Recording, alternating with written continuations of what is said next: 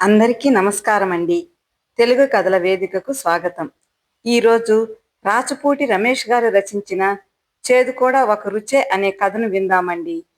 వీరు ఆంగ్ల సాహిత్యంలో ఎంఏ చేశారు. వీరి రచనలు ఆంధ్రభూమి, ఆంధ్రప్రభ, విపుల, కథాకేళి తదితర పత్రికలలో ప్రచురితమయ్యాయి. చేదు నిజం, అద్వైతం, దివ్య దర్శనం, జననీ జన్మభూమిచ్చ వీరికి పేరు తెచ్చిన కథలు. కొన్ని కథలు తిరుపతి ఆకాశవాణి ఎఫ్ఎంలో కూడా ప్రసారితమయ్యాయి. విపులలో దాదాపు 20 అనువాద కథలు ప్రచురింపబడ్డాయి. ఇక ఆలస్యం చేయకుండా కథ వినిపించేస్తానండి. దూరంగా ఇంజన్ కోత వినిపిస్తోంది. షంటింగ్కి కాబోలు. ఇంజిన్ ఒకటే 5వ నంబర్ ప్లాట్ఫామ్పై వెళ్తోంది. ప్లాట్ఫారం సందడిగా ఉంది. మైక్లో ఏదో రైలు తాలూకు డిపార్చర్ ప్రకటన వినిపిస్తోంది. తిరుపతి రైల్వే స్టేషన్ యాత్రికులతో కిటకిటలాడుతూ ఉంది. ఎక్స్క్యూజ్ మీ, కొంచెం జరిగి కూర్చుంటారా అన్న అభ్యర్థన విని సీతాపతి అప్రయత్నంగా తాను కూర్చున్న సిమెంట్ చప్టాపై కొద్దిగా పక్కకు జరిగాడు.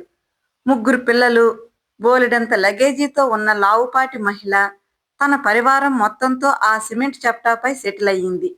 గంట తేడాలో వరుసగా 3 ట్రైన్లు బయలుదేరే సాయంకాలం సమయం అవడంతో స్టేషన్లోని అన్ని ప్లాట్ఫారముల పైన కూర్చునేందుకు సీటు కూడా దొరకడం లేదు. తిరుమల ఎక్స్ప్రెస్ 5 కంపార్ట్మెంట్ ఎక్కడొస్తుందండి? ఏదో ఆలోచిస్తున్న సీతాపతి లావుపాటి పిన్నిగారి ప్రశ్న విని ఇహలోకానికి వచ్చి చప్పున తెలీదండి అన్నాడు. ఆమె వెంటనే అటుగా వెళ్తున్న ఒక పోర్టర్ని కేకేసి విషయం తెలుసుకుంటోంది. సీతాపతి జేబులో అరగంట ముందు తీసిన ప్లాట్ఫారం టికెట్ ఉంది. నిజానికి అతను ఏ ట్రైన్లోనూ ఎక్కడికి బయలుదేరడం లేదు. ఆఫీస్ నుంచి నడుచుకుంటూ చిన్నగా రైల్వే స్టేషన్కు వచ్చాడు.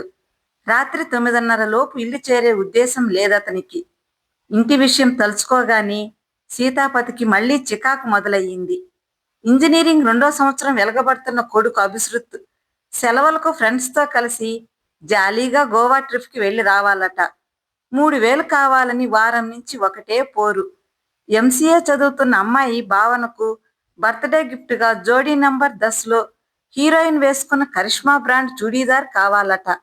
దాని విలువ డిస్కౌంట్ పోను 1800 తలుచుకోగానే సీతాపతి గుండె గుబేలు మంది. భార్యామణి ఇంటికి తీసుకురమ్మని ఇచ్చిన సరుకుల జాబితా జేబులో ఉంది. నెలాఖరు కాబట్టి సీతాపతి జేబులో పెద్దగా డబ్బులు లేవు. జేబులో ఉన్న 300తో ఇంటికి సరుకులు తీసుకెళ్తే మెకానిక్ దగ్గర రిపేర్కిచ్చిన స్కూటర్ని విడిపించుకుని తీసుకెళ్లలేడు. ఇంటికన్నా స్టేషన్ బెంచీలే పదిలం అనుకుంటూ సీతాపతి జేబులో చెయ్యి పెట్టి సిగరెట్ ప్యాకెట్ తీసేంతలో ఏంటి మాస్టారు, ఎందాక ప్రయాణం అన్న పలకరింపు వినిపించింది. పరిచయమైన ఆ స్వరాన్ని గుర్తుకు తెచ్చుకునేందుకు సీతాపతి ప్రయత్నించేంతలోనే భుజానికి వేలాడుతున్న లెదర్ బ్యాగ్, నల్లటి వాకర్ జీన్స్లోకి తెల్లటి పుల్షర్ట్ టక్ చేసుకుని హుందాగా మెరుస్తున్న వేణు కనిపించాడు. సీతాపతి మందహాసం చేసి ఏదో గొణిగేంతలో, సంక్రాంతి సెలవులు కదా మాస్టారు, పిల్లల్ని వాళ్ళ తాతయ్య వాళ్ళ ఇంట్లో దిగబెట్టేందుకు విజయవాడ వెళ్తున్నాను, రిజర్వేషన్ ఉందలేండి అన్నాడు వేణు. 10-12 సంవత్సరాల పిల్లలిద్దరూ వేణు వెనక ఒద్దికగా నిల్చున్నారు. వేణు మామగారు విజయవాడలో సేల్స్ ట్యాక్స్ డిపార్ట్మెంట్లో పెద్ద ఆఫీసర్. అదృష్టవంతుడు. గాడ్ ఫాదర్లా వెనక మామగారి అండ ఉంది. అన్ని కష్ట సుఖాల్లో ఆదుకుంటాడు అనుకున్నాడు సీతాపతి. ఎప్పుడూ చలాకీగా స్మార్ట్గా ఉండే వేణు ఆఫీసులో అందరితో తల్లో నాలుకలా కలిసిమెలిసి ఉంటాడు. వేణు, చిన్న మాట అని సీతాపతి అతన్ని కాస్త పక్కకు తీసుకెళ్లాడు. నైదర్ బి ఏ బారోయర్ నార్ ఏ లెండర్ అన్నది సీతాపతి పాలసీ. అప్పులు చేయడం అతనికి ఎంత మాత్రం ఇష్టం ఉండదు. కానీ ఇప్పుడు అతను ఆ సిద్ధాంతాన్ని మార్చుకోక తప్పడం లేదు. దానికింత ఆలోచన ఎందుకు మాస్టారు అని వేణు జేబులో నుంచి 300 రూపాయల నోట్లు తీసి సీతాపతికిచ్చాడు. అతని వద్ద సెలవు తీసుకుని వేణు పిల్లలు ట్రైన్లోకి వెళ్ళి కూర్చున్నారు. 10 నిమిషాల తర్వాత ఆ రైలు కదిలి వెళ్ళిపోయింది. షంటింగ్ ముగించుకుని దూరంగా వస్తున్న ఇంజన్ చూస్తూ అనుకున్నాడు సీతాపతి. వేణు లాంటి కొందరు మనుషులు ఇంజన్ లాంటి వారు. వారి వెనక ఎప్పుడూ బోగీ లాంటి మనుషులుంటారు. తన లాంటి వాళ్ళు కేవలం బోగీ లాంటి వారు. ఫాలోయర్సే కానీ లీడర్ కాలేరు. మెకానిక్ షెడ్లో రిపేర్ అయిన స్కూటర్ని 230 రూపాయలు కట్టి విడిపించుకుని సీతాపతి భార్య తెమ్మన్న సరుకులతో పాటు ఇల్లు చేరేసరికి అక్కడ అతను ఊహించిన యుద్ధ వాతావరణమేమీ కనిపించలేదు. లైబ్రరీలా ప్రశాంతంగా ఉంది ఇల్లు. అభిశృతి ఇంకా ఇంటికి చేరినట్టు లేదు. భావన గదిలో చదువుకుంటూ ఉంది. తుఫాను ముందు ప్రశాంతత కాబోలు అనుకుంటూ బాత్రూంలోకి దూరాడు సీతాపతి. సీతాపతి స్నానం ముగించుకుని వచ్చేసరికి అతని భార్య జానకి కంచంలో అన్నం వడ్డించి ఉంది. పొగలుగక్కే అన్నం, మామిడికాయ పప్పు, వడియాలు చూసేసరికి సీతాపతికి ఎక్కడలేని ఆకలి ముంచుకొచ్చింది. ఆవురావురమని భోంచేయసాగాడు. ఇంతసేపు ఎక్కడున్నారండి? విశ్వనాథ్, సరోజ వాళ్ళ పిల్లలు వచ్చారు. మీకోసం ఇంతసేపు ఎదురు చూసి ట్రైన్కి టైం అయిపోతుందని ఇందాకే వెళ్ళారు. నిన్నంతా తిరుమలలో ఉన్నారట. దర్శనం చేసుకుని ఈరోజు తిరుచానూరు అవి చూసుకుని 5ంటికి మనింటికి వచ్చారు అంది జానకి కూర వడ్డిస్తూ. విశ్వనాథ్ జానకి పెదనాన్న కొడుకు. సింగపూర్లో పెద్ద మల్టీనేషనల్ కంపెనీలో పనిచేస్తున్నాడు. జీతం నెలకు రూపాయల్లో 3 లక్షల దాకా ఉంటుందేమో. చాలా అదృష్టవంతుడు అని సీతాపతి ఎప్పుడూ అనుకుంటూ ఉంటాడు.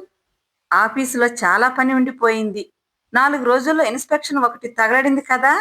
నోటికి వచ్చిన అబద్ధం ఆడాడు సీతాపతి. అనుకోకుండా తిరుమలకు వచ్చారట. లీవ్ లేదు, వెంటనే వెళ్ళిపోవాలి అన్నారు. హైదరాబాదులో వాళ్ళ చెల్లెలింట్లో ఒక రోజుండి విశ్వనాథ్ వాళ్ళు అక్కడే ఫ్లైట్ ఎక్కుతారట. వెళ్తూ వెళ్తూ అన్నయ్య నా చేతిలో 5,000 పెట్టి పిల్లలకేమన్నా కొను అన్నాడు. ఎంత వద్దన్నా వినలేదు అంది జానకి. సీతాపతికి విషయం బోధపడింది. విశ్వనాథ్ వాళ్ళు అటు వెళ్ళగాని పిల్లలిద్దరూ ఆ డబ్బు చెరిసగం పంచుకుని ఉంటారు. అందుకే ఇంటిలో ప్రశాంత వాతావరణం నెలకొని ఉంది అనుకున్నాడు. నాకొక మైసూర్పాకు ఇవ్వు అడిగాడు సీతాపతి చారు వడ్డించుకుంటూ. అదేం కుదరదు. డాక్టర్ మిమ్మల్ని స్వీట్స్ పూర్తిగా అవాయిడ్ చేయమన్నారు కదా. చిన్నపిల్లల్లా అంత మోజెందుకు స్వీట్స్ పైన? చిరు కోపంతో అంది జానకి. 50 ఏళ్లు నిండకుండానే సీతాపతికి షుగర్, బీపీ సంక్రమించాయి. డాక్టరు స్వీటు, పంచదార మానమనడంతో పాటు టెన్షన్లు పెట్టుకోవద్దని సలహా ఇచ్చాడు. రోజు ఆఫీసులో ఏదో హడావిడి. ఇంట్లో సమస్యల గురించి ఆలోచిస్తూ స్ట్రెస్ని తప్పించుకోలేకుండా ఉన్నాడు సీతాపతి. ఆ టెన్షన్ల కొద్దీ సిగరెట్లు ఎక్కువగా ఊదేస్తున్నాడు. జానకి ఎంత కేకలేస్తున్నా. గ్లాసు నిండా కాకరకాయ రసం తెచ్చి టేబుల్పై పెట్టింది జానకి. వంటిల్లు సర్దడంలో మునిగిపోయింది. సీతాపతికి చిన్నప్పటి నుంచి చేదన్నా కాకరకాయలన్నా అలర్జీ. కాకరకాయ రసాన్ని కొద్దిగా తాగి మిగిలింది వాష్ బేసిన్లోకి వంపాడు జానకి చూడకుండా. గదిలోకి వెళ్లి లైట్ కాంతి పడకుండా తలుపు వేసుకుని పడుకున్నాడు. ఎవరి కోసం ఎదురు చూడకుండా క్షణకాలం ఆగకుండా పరిగెత్తడమే కదా కాల లక్షణం. సీతాపతి జీవితంలో మరో 2 నెలలు ఈశ్రోమంటూ గడిచిపోయాయి. ఆఫీసులో పక్క సీటు గుమస్తా నెల రోజుల పాటు సిక్ లీవ్ పెట్టడంతో ఆ పని భారమంతా పాపం సీతాపతే మోయవలసి వచ్చింది. సెలవులన్నా పర్మిషన్లన్నా ఇంతెత్తున లేచే పని రాక్షసుడు ఆఫీసర్గా దాపురించాడు. ఆఫీసులోని టెన్షన్లతో రోజు 1.5 ప్యాకెట్లు సిగరెట్లు ఊదేయసాగాడతను. భార్య ప్రైవేట్ స్కూల్లో టీచర్గా నెలకు 4,000 సంపాదిస్తున్నా సీతాపతికే మాత్రం వెసులుబాటుగా లేదు. హౌసింగ్ లోన్ తాలూకు నెలసరి వాయిదాలు, అభిశృతికి ఇంజనీరింగ్లో చేరగానే కొనిచ్చిన దున్నపోతు లాంటి వాహనపు బాకీ కంతులు, ఇంటా బయట ఖర్చులు అతన్ని ఊపిరి తీసుకోనివ్వడం లేదు. పండుగ అడ్వాన్సు, జీపీఎఫ్ లోను, పర్సనల్ లోన్ వంటివి ఎన్ని తీసుకున్నా అతని అవసరాలకు సరిపోవడం లేదు. సీతాపతి ఆలోచనలకు అంతు లేకుండా ఉంది. Stress is taking its toll అనుకున్నాడు సీతాపతి. ఆఫీసులో సరదాగా తలకోని పిక్నిక్ వేశారు. పిక్నిక్లో ఆటల పోటీలు, పాటల పోటీలు కూడా అరేంజ్ చేశారు. 4 ఏళ్ల నుంచి క్యారమ్స్లో ఆ ఆఫీసులో ఛాంపియన్ సీతాపతే. డబుల్స్లో కూడా సీతాపతి, నాగేశ్వరరావుల జట్టే వరుసగా ఫైనల్స్ నెగ్గుతోంది. అయితే సీతాపతి ఆధిక్యాన్ని దెబ్బతీయాలని కసితీరా ప్రాక్టీస్ చేస్తున్నారు ఉమేష్, వరహర్రావుల ద్వయం. 10 రోజుల నుంచి ఆఫీసులో ఏ జట్టు ఫైనల్లో గెలుస్తుందా అని స్టాఫ్ అంతా పందేలు కాచుకుంటూ ఉన్నారు. కేరింతలు, తుళ్ళింతలు, జోకులు, రాగాలాపనల మధ్య 2 బస్సుల్లో తలకోన బయలుదేరారు ఆఫీస్ సభ్యులు. దారి పొడుగునా ఉల్లాసం, ఉత్సాహం వెల్లివిరిశాయి.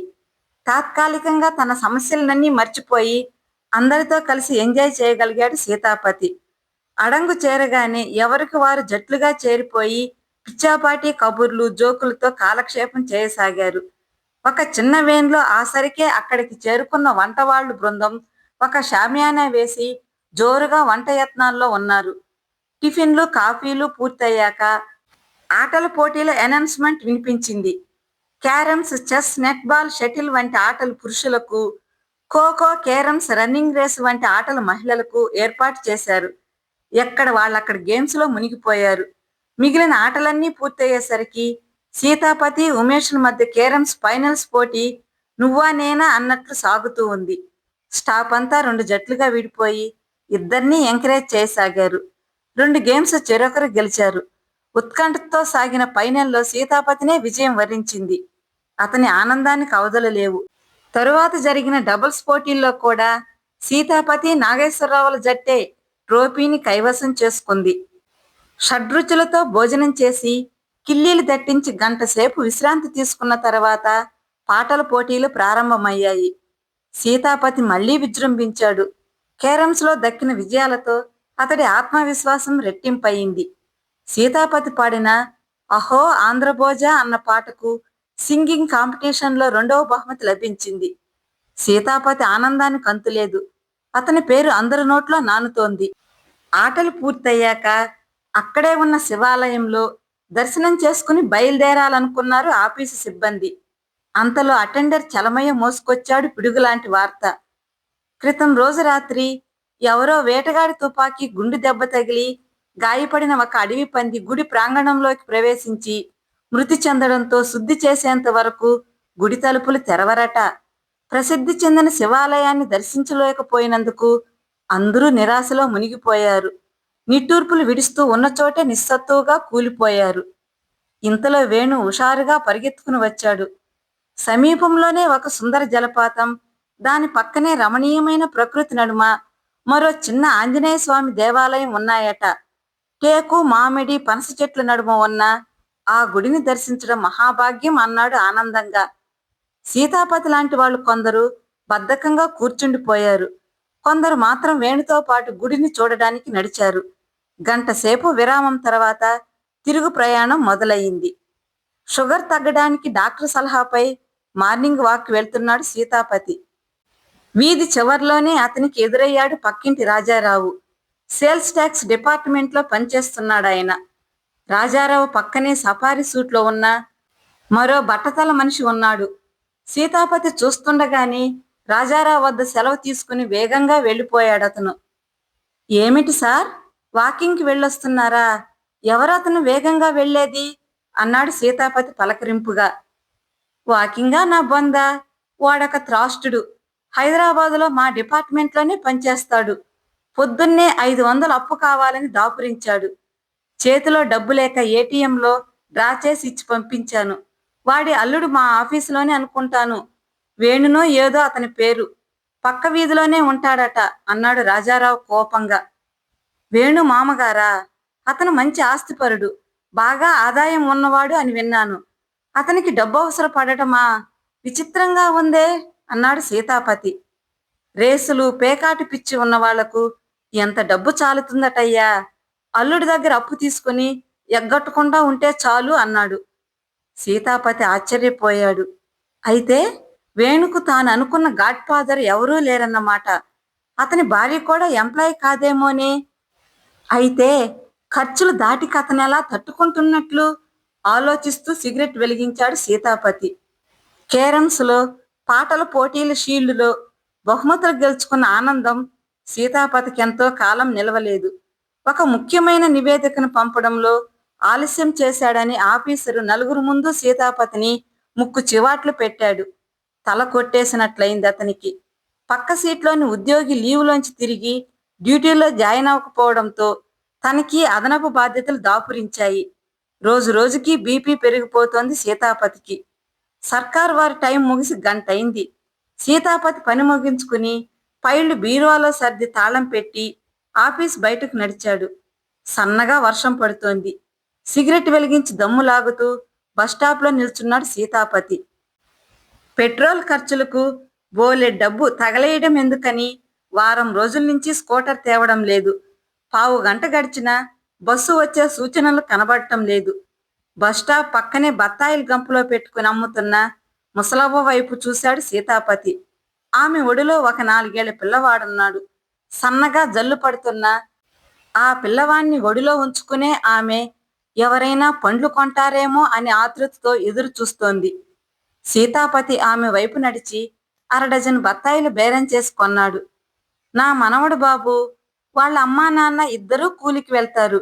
ఇంటి దగ్గర చూసేందుకు ఎవరూ లేరు.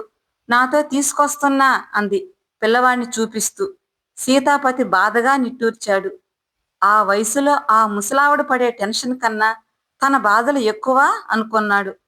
పక్కనే బైక్ ఆగడంతో ఉలిక్కిపడ్డాడు Sitapati.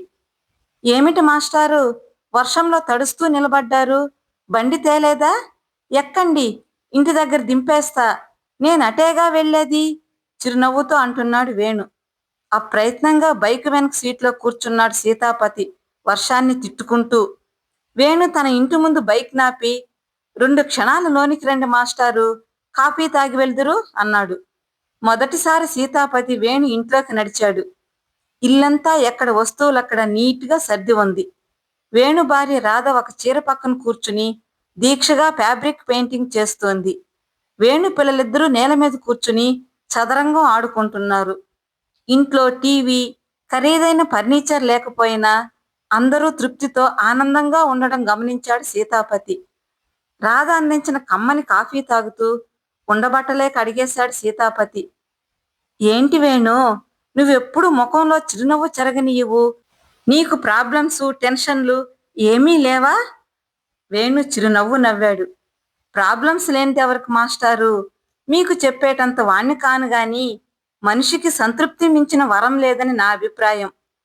Contentment is a beautiful word. కోరికల వెనకాల పరిగెట్టే ఏ మనిషికి మనశ్శాంతి ఉండదు. తృప్తి చెందడం నేర్చుకోవాలి. వర్షం పడుతూ ఉంటే దాన్ని తిట్టుకునేవారు కొందరైతే వానలో తడవడాన్ని కూడా ఎంజాయ్ చేసేవారు మరికొందరు.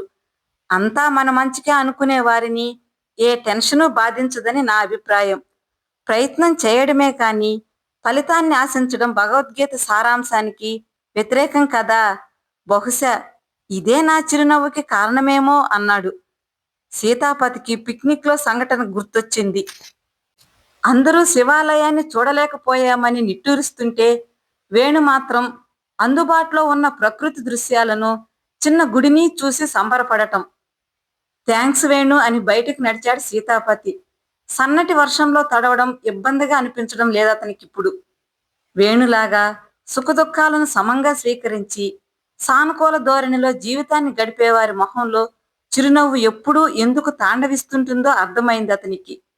ఉగాది పండుగ రోజు ఉగాది పచ్చడిలోకి బెల్లము, మామిడి ముక్కలతో పాటు వేప పువ్వును కూడా ఎక్కువగా వేయమని అంటున్న సీతాపతిని చూసి అతని భార్య ఆశ్చర్యపోయింది.